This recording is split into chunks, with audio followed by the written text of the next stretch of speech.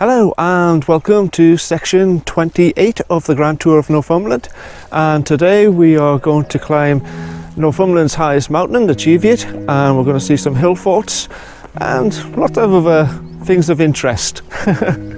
So join me for section 28. Digging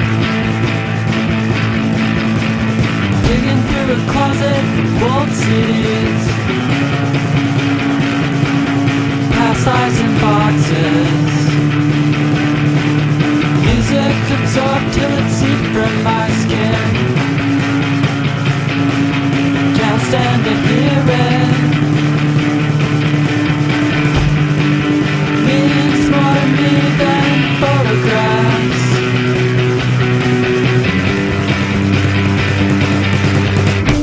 Pictures of backyard and northern sunsets are all that exist in my mind. Freshly cut lawns and daytime sprinklers, spider webs on a grey wooden fence. I remember the comedian.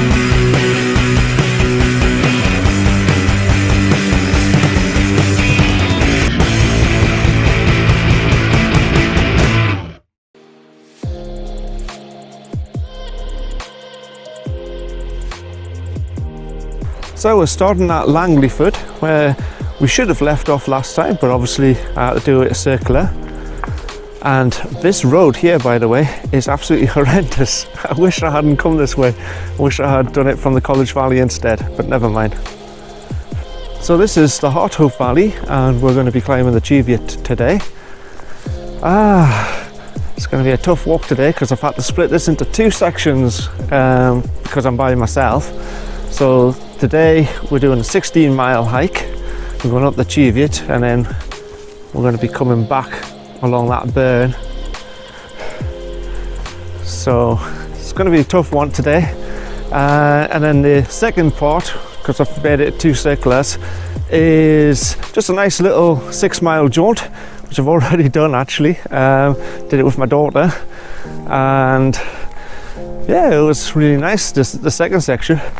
But this section had always intended to be split into two, and we'll talk more about that later on. So we leave the road here and we're going to head up that way to Scald Hill first, which is 1.5 miles straight up. And once you get through the gate, we're following the left path.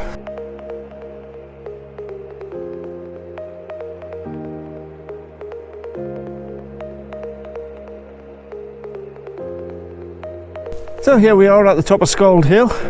That's 1.5 miles of straight up, and now we have to go up. It's a bit of a slog to the top there. Still a bit of snow on the Cheviot. You know you're nearing the summit once the paving starts. It's a bit crazy here.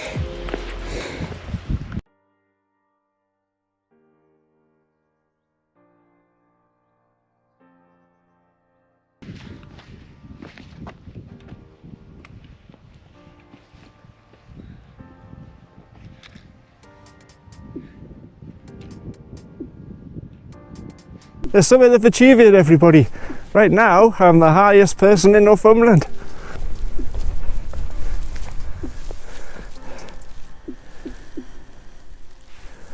Yeah, I've been up here a few times now, and as I keep saying, there's no real views. So all of this plateau here was once the crater of a giant volcano. Hello. Hello. So here we are at Hen Hole. Lovely couple just doing the Cheviot horseshoe. From here we can look back on some of the route that we've already done. So Windy Giles over there, and the Salters Road came through there.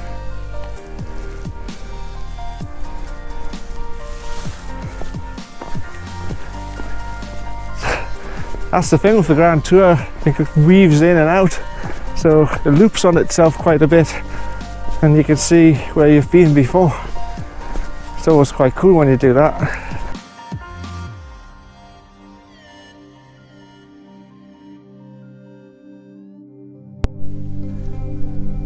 So as we come off Hen Hole and you come down into this little dip, I'll leave the path just a little bit just to have a quick look over there. Thankfully the ground is very dry.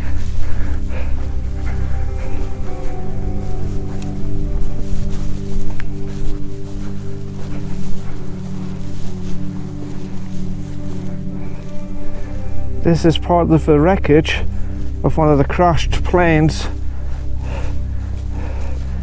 on the Cheviot.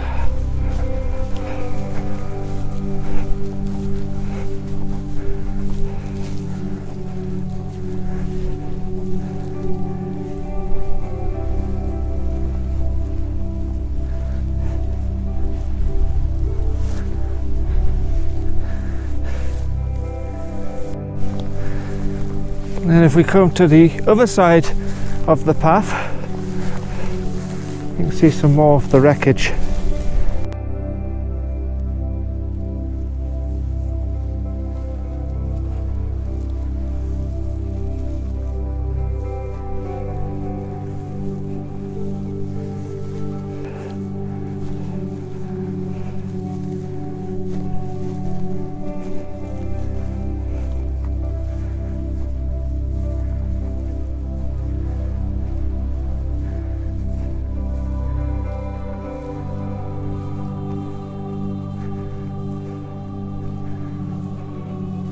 It's usually very boggy here, but we've had a nice dry spell, so it's easy to come and visit.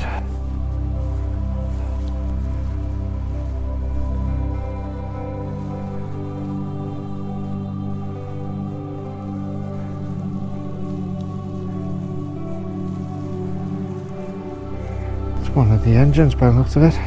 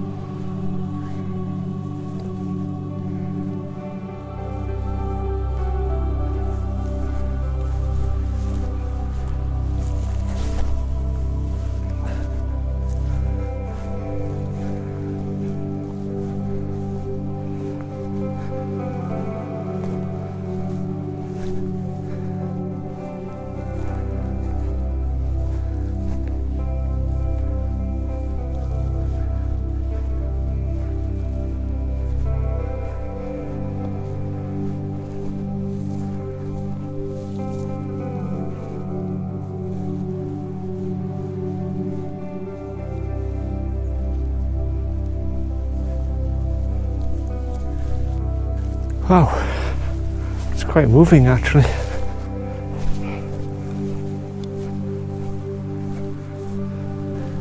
Each time you think you've seen it, you see another bit a bit further along.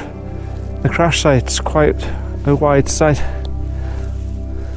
The path's back up that direction, and it cuts across to Auchope over there.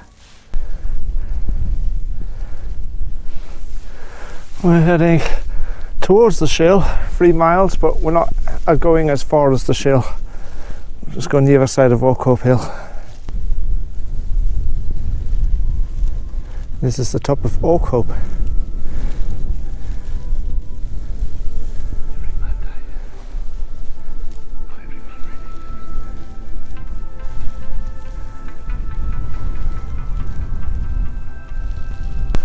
That hill there is Windy Isle, which is in Northumberland. So the border follows the ridge around.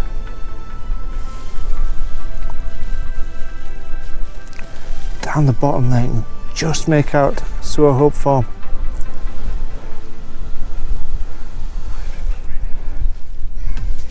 It's actually quite a good way of doing the Cheviot if you've got a little one. It's long, but it's much easier. You just walk up here, which is Auchope Rig, and there's like a little hut which we'll be going to in a minute. And all you have to do is just climb this last bit and then walk across the plateau to the top.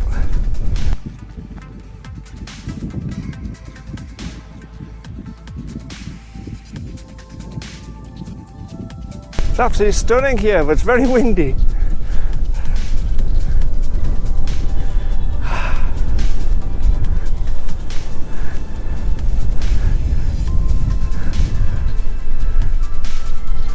Beautiful. Below's the Hen Hole. Hen is an archaic Celtic word for old, hence Old Hollow.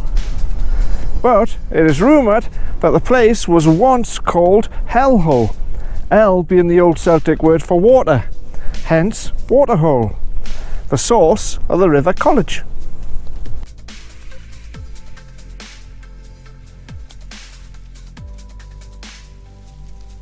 Hopefully from this angle you see why I chose not to walk through the snow. Because you were just falling down there. As you can imagine, the Hen Hole is the home of a couple of Northumbrian legends.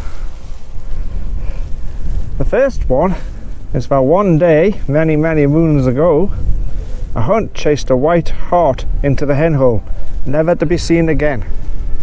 It is said that the fair folk who live here lured the hunt into a cave where they still slumber, awaiting to be wakened by the sound of a hunting horn.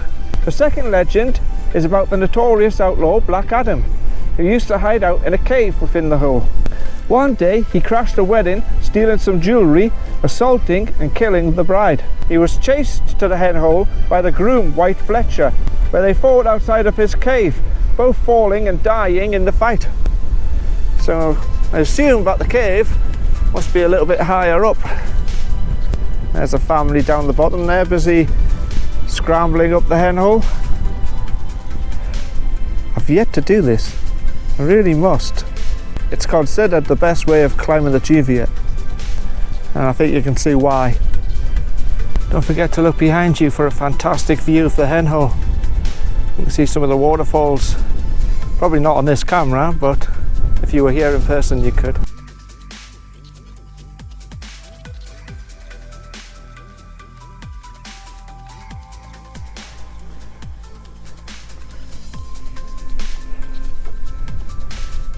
Well, let's go inside.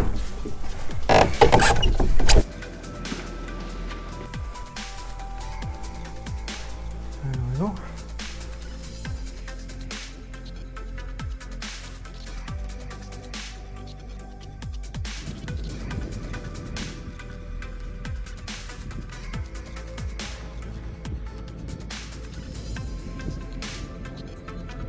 If you double back on yourself a little bit, there's a very clear track that follows through into the valley there.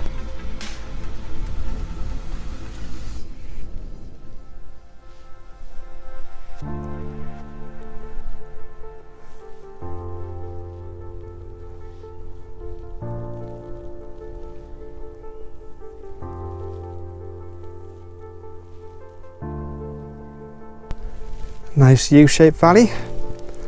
Back to GCSE geography classes and glacial erosion.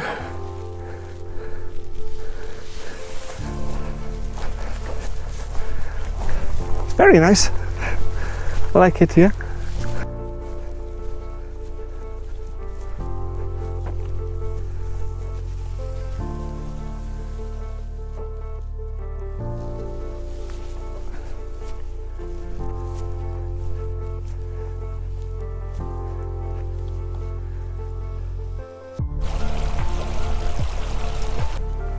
This is Mount Hooley Bunkhouse.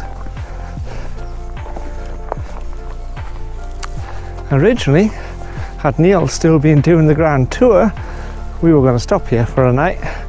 It costs £18 per night and sleeps 24 people.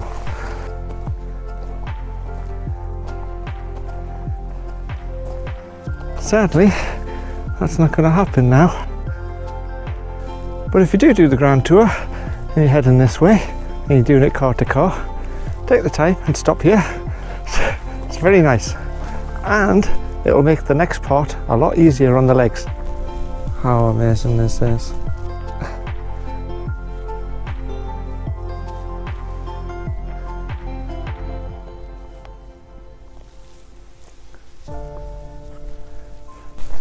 So beautiful. It's really nice. Really enjoying myself.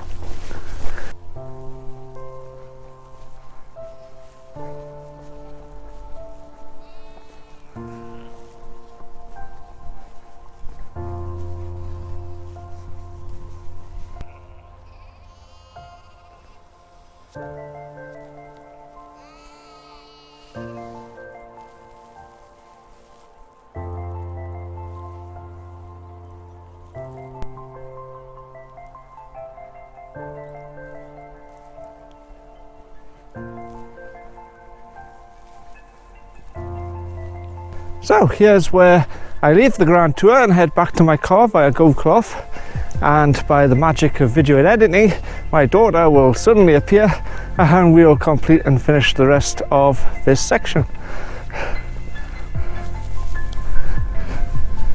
So I'm heading in that way.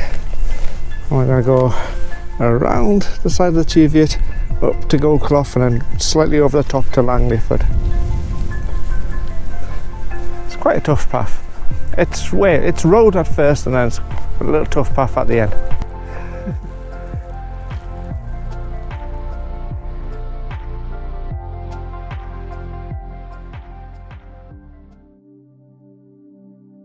I'm back near the RAF Memorial.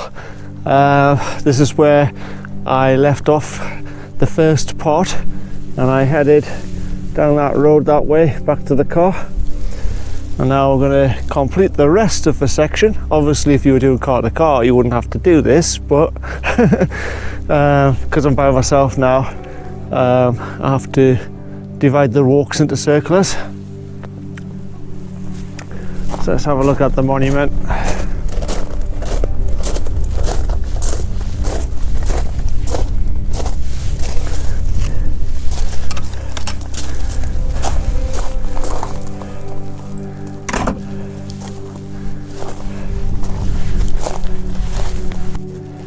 In total there were 19 crashes, resulting in 58 airmen losing their lives and only 16 survivors. The current monument was built in 2018 to replace the one that was previously here that had been built in 1995. It's a memorial to remember all of the aeroplanes that had crashed in the Cheviot between 1939 and 1946. The crashes were mainly caused by low cloud. This last one, number 19 there, Dornier 217E, that was a German plane. And so was the Junkers 88A. There was a Boeing B-17G which was American, and all the rest were British.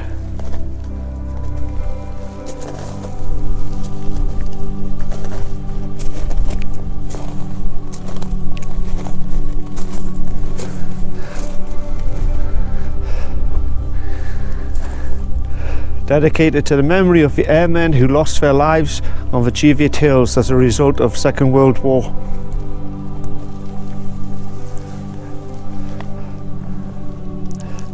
There's a map of the crash sites. I believe the plane that we saw was number 16, which was a Vickers Wellington ASR-1 HG136. It crashed on the 23rd of July 1946. Let's have a look. So 3 people died: Flight Lieutenant KF YF, Flying Officer HA Cody, Flying Officer DT Chad. And where is it? What it was. This is Cuddystone Hall. It was built in 1961 to replace Sutherland Hall, which had been built sometime in the 1920s. It's now used as a wedding venue. It was originally built by the estate as a social place for the shepherds, so they can have like social events. It's blowing a gale. It's really windy and very, very cold. So we're heading along the road, along through the College Valley a little bit, and then we'll be heading left up the hills. When you reach this white house, there's a signpost, and we're heading up this route here.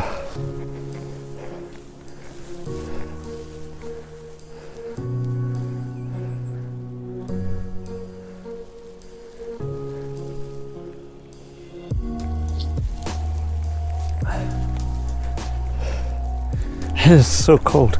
Feels more like February than April. Apparently here's a good place to see red squirrels. I don't think we're going to see any today, but I think they've probably gone back into hibernation.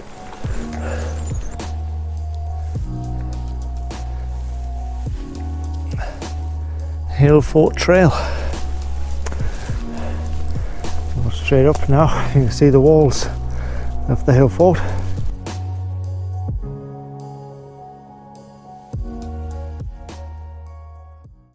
Ah, it's a steep little climb, that. So behind me are the remains of the Iron Age hill fort on Sinkside. Quite impressive remains, actually. And if someone's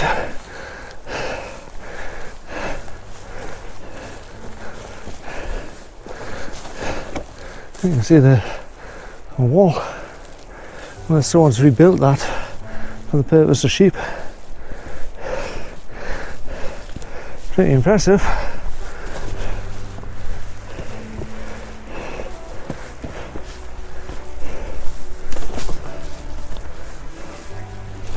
Yeah, I think someone's rebuilt some of this for the purpose of sheep.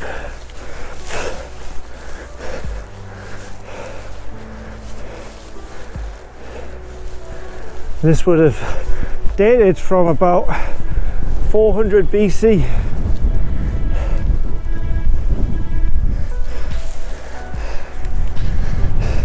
It's very impressive.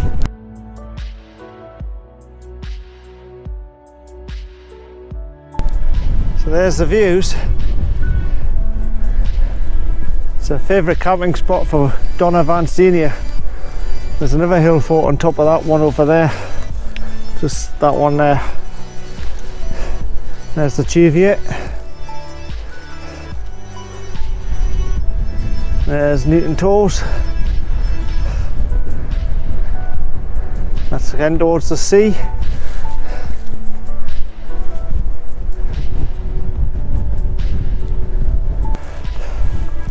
See, the walls are pretty impressive. They're still standing in parts. So we're going to head over that rise. I'm going to drop down the bottom there. Then I'm going to climb up this one here, which is Great Hetha, and it's got a hill fort at the top, before dropping back down to Hethpool, where the car's parked. It's got hailstone, snow still lying around. Still plenty of snow on the Cheviot.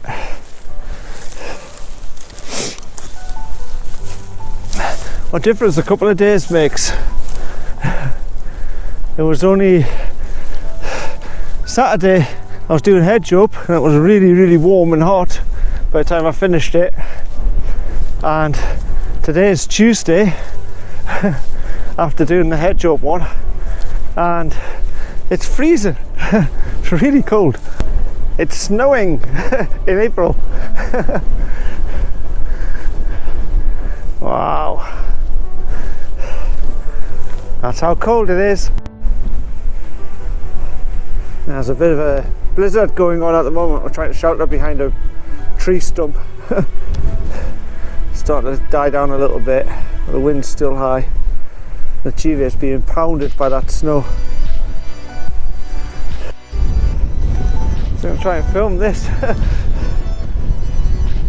So we're heading down to that farm, and then we're heading up that hill. It's blowing an absolute gale. I know the mic, I'm trying to shelter the mic from the wind. There, down the bottom. Instead of following the path on the OS map, if you aim for the sheepfold, it'll take you to a bridge that crosses this stream. So that's the other side of Sinkside where we've just been. I'm going to climb this one here, which is Great Hetha. Another blizzard going on. Hopefully it'll pass.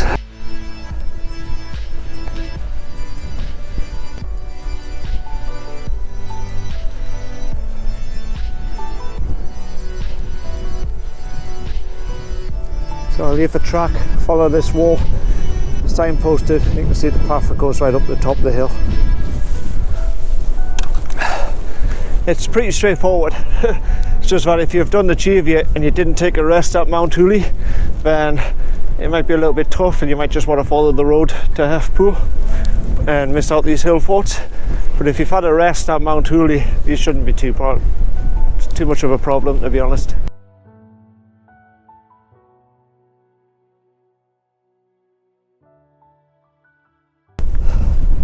There's the top of Great Hetha in sight. Blowing a gale up here. Oh dear. This hill has got a lot of false summits, so be warned. It's a nice view though, Newton Towers and Cheviot, and that's Sinkside where we've just been up.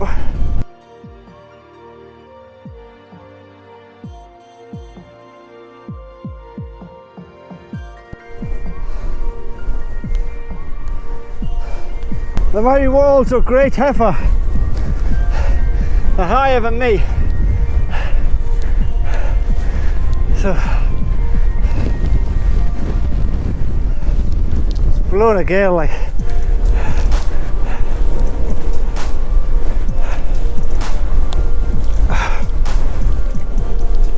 Oh dear.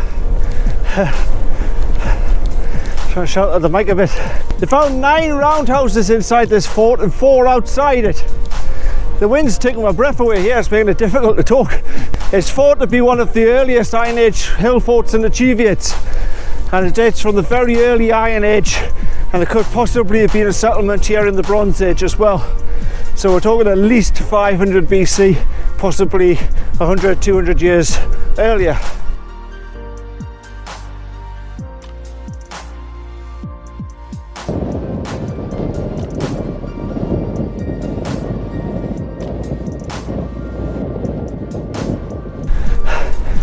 Great Hetha, everybody, and magnificent views.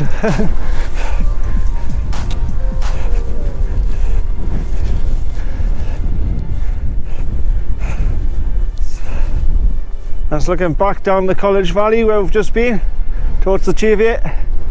Great views. It's like a kind of a gatehouse here. It's like you got like the main outer wall, which you can see the remains of, and then you've got this little annex as well, which is believed to have been a later date, possibly Romano-British, and it was like a square hut here, hence the reason why I think probably a later date Romano-British, otherwise it would have been a roundhouse. On the bottom there is a standing stone circle. I was hoping to get a decent picture of it from the air, but with all the sheep, you can't make out which is the stones and which is the sheep.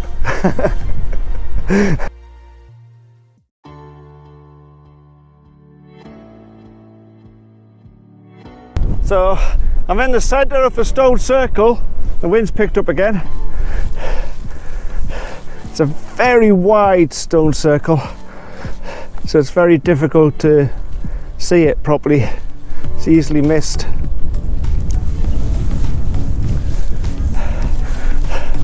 So let's have a walk around and count the stones, because some of them are a little bit buried in the grass, so a bit difficult to see.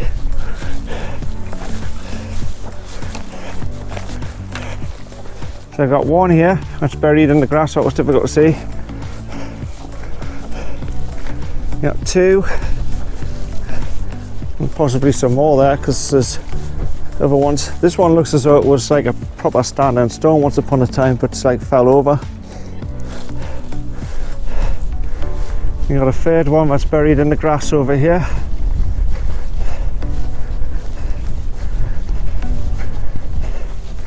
Another one buried in the grass. There's a 4th one. Again, looks as though it was a standing stone that's toppled over.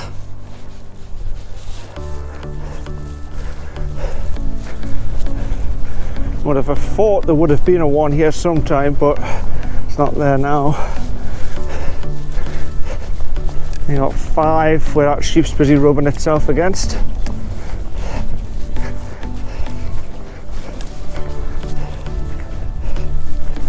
You got 6 over here.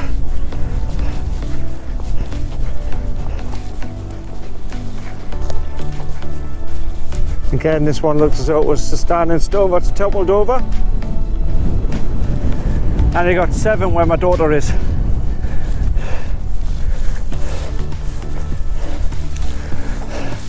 So 7 standing stones. And it looks like there's a one over there as well, or a gateway of some sort. You got a large standing stone here. And you got the remains of 2 stones here, which is partially buried. These were likely a gateway to the main stone circle. Like we saw on the secret standing stone circle, there was a gateway to the stone circle with 2 stones, about 4 stones really, wasn't it? Now the stone circle dates from late Neolithic, early Bronze Age, much older than the Iron Age hill forts. And that's looking back up at Great Heifer up on there, and where the trees are over there, that's Sinkside.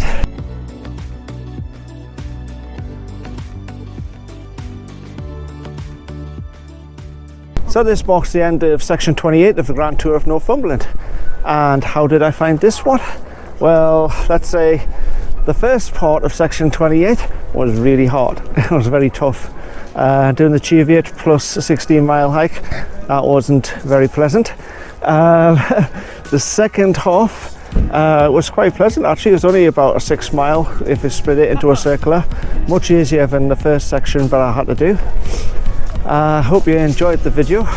If you did, give me a thumbs up. Don't forget to hit the subscribe button, leave a comment below, share with your friends on social media, and I'll catch you on the next one. Digging through a closet, walled cities.